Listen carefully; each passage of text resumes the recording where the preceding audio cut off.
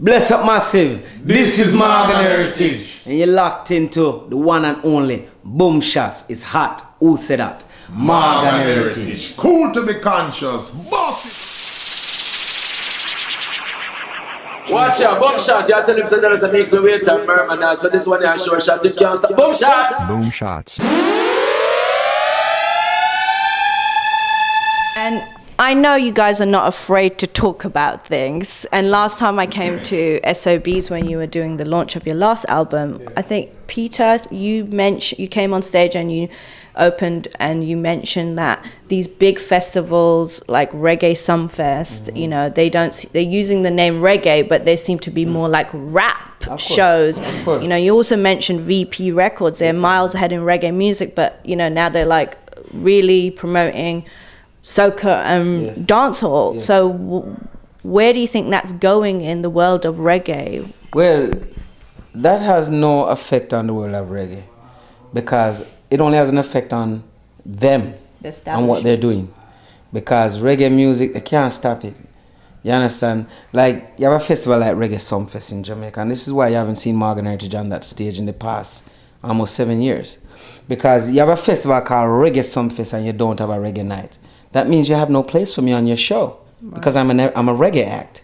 And they try to say, oh, well, reggae music is international, so we call it international. No, we're in Jamaica. Your festival is called Reggae Sumfest. Give me a dance hall night, and just if you can give me a dance hall night in Jamaica, give me a reggae night, because it's not called Dancehall Sumfest. It's called Reggae Sumfest, and you have a dancehall night and 2 international nights. Right. Where's reggae night? All right, that's math, right? That's simple math. Right? So, if you ain't about something, you'll see more. We'll try and get on that show every year, but we're about something. We're about this music, and nobody now gonna use this name and get benefits of it while not promoting it. You know what I mean? So, and we tell Johnny Guzang and all of them, you can't get back Pandas Festival unless we have a night named Reggae Night. Because that's the night I'm supposed to perform on. I'm a reggae artist. Morgan Heritage is a reggae artist. So where's my night? Now, there's a festival in Australia that happened over Easter weekend called the Blues Fest. And it's a blues festival, but they have representation of all genres of music. And you know who's on the festival representing reggae music? I don't know that festival. Okay, well, I'm going to tell you, because we look at this thing globally. Right. On that festival representing reggae music was Soulja, Revolution, and 67-year-old Jimmy Cliff. Right? And you know how much people was at that festival? Over 50,000 people. Wow. And there's videos of Soulja rocking that crowd out there, Revolution rocking that crowd, playing reggae music. Now, if Jamaica is have a reggae revival going on, why are none of us on those festivals? Right. And when you talk about reggae revival, you better be talking about global, not Jamaica. We love Jamaica, we know say it's Jamaica this music creates, but we are realists and we speak the truth. And we just hope that our words will take onto its flesh to our people in Jamaica and have Jamaica rally behind this music. If we want to see our people representing the music alongside all nations of people representing this music globally. So thank you for breaking all of that down. It's always great to get some real stuff from you guys. We just talked. I know we have to wrap up, but we just talked about being in New York, and you're only here for tonight. Tonight, yes, and tomorrow. Where are you heading? We're off to Cote d'Ivoire tomorrow. Tomorrow night, Ivory Coast in Africa. Look at your face, you're like, I can't wait to get out there. Ivory Coast, it's our second time actually going to the country. And we're looking for, third? Yeah. Whoa, third. A lot of traveling. Yeah, right? First time in 20 years, wow. In how many years? 20 years. Wow. In the early 90s. Yeah. Or mid-90s. Before we moved to Jamaica. Yeah. Really? Yeah. It was our first African country we visited, right? Yeah.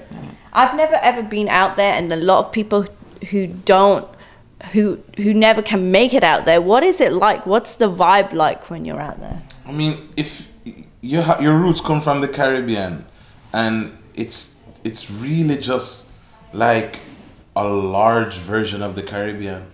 When you talk about the nature and how it it's maintained its natural habitat. It hasn't been transformed or manipulated for adventure parks and all this stuff.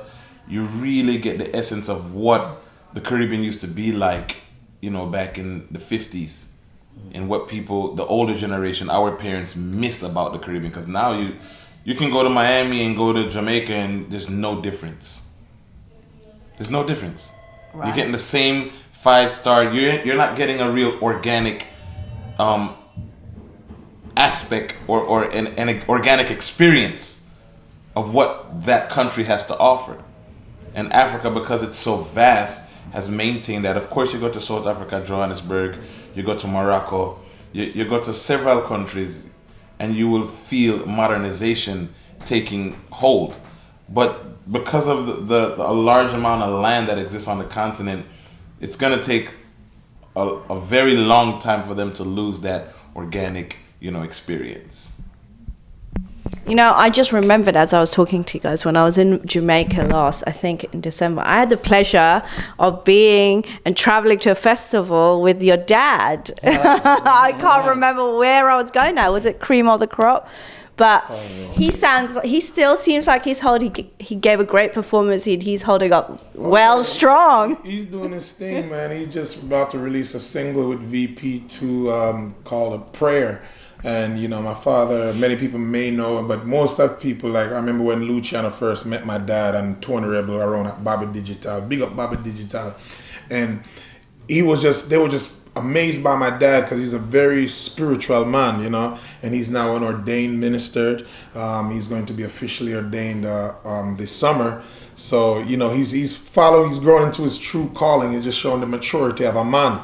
That he's going there now doing like inspirational music. So tune in to follow him on Instagram too at Denver Morgan. He's still doing his thing, but more directly he's doing his calling while we're there, right. Make it global. And, we're really excited about this album.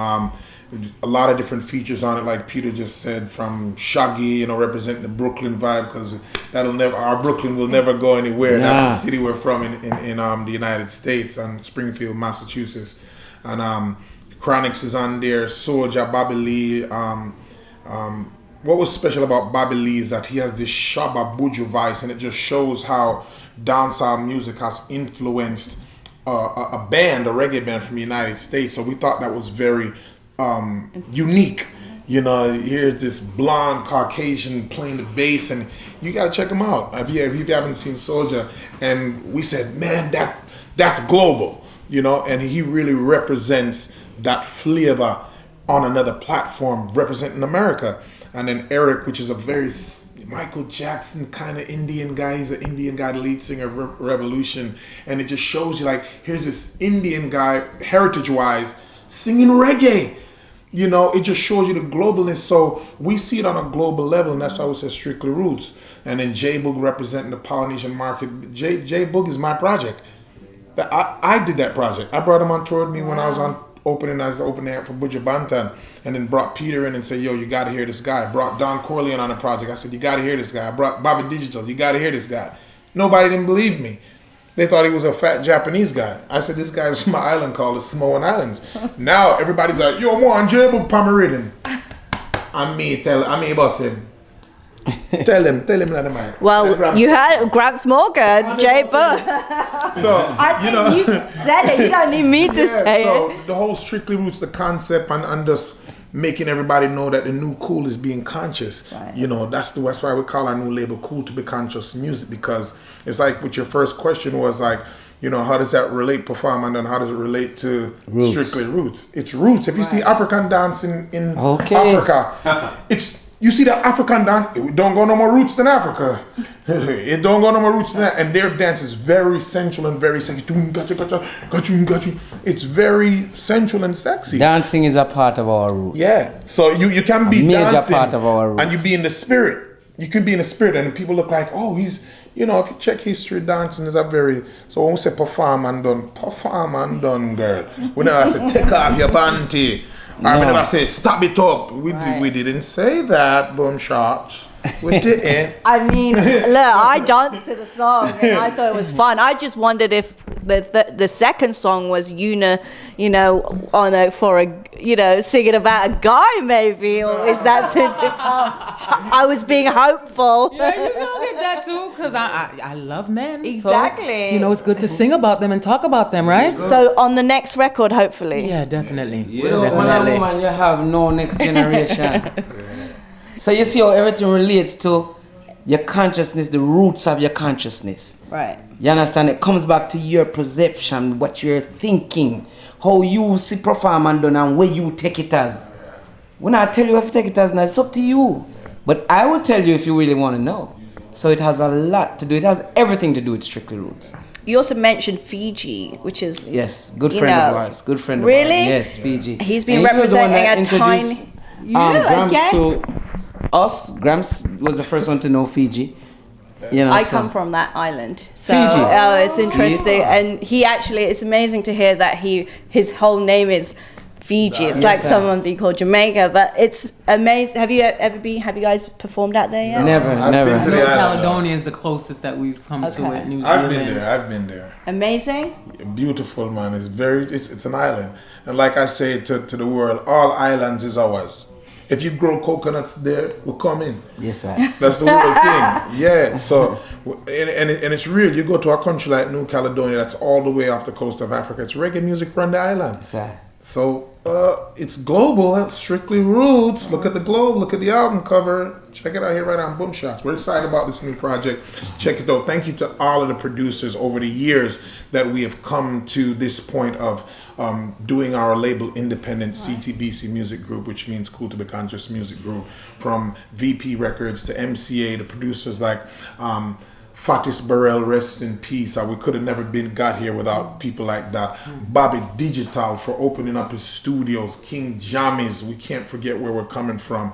Donna Van Germain. Yes, sir. It's just been a blessing working with these guys. Don Corleone, that when Mojo made that relationship, and me and Peter was like, what are you talking about? Bobby Digital, what are you talking about? But it just shows you how the music has evolved. And here was this young kid on a Sony Vaio laptop that was getting into production, and his first thing was a Vibe Cartel and Elephant Man Pandy River. That's Don Corleone, which is a huge record. And then he started to test reggae music. That was Mojo's connection. And then me and Peter said, well, let's see what he got. Let's see if we know about the rockers, So shout out to everybody that has brought us to this point and helped towards the involvement of Morgan Heritage. But right now it's about Cool to Be Conscious Music 420, Strictly Roots. And thank you guys for really just come and just hear what we got to say. Thank you.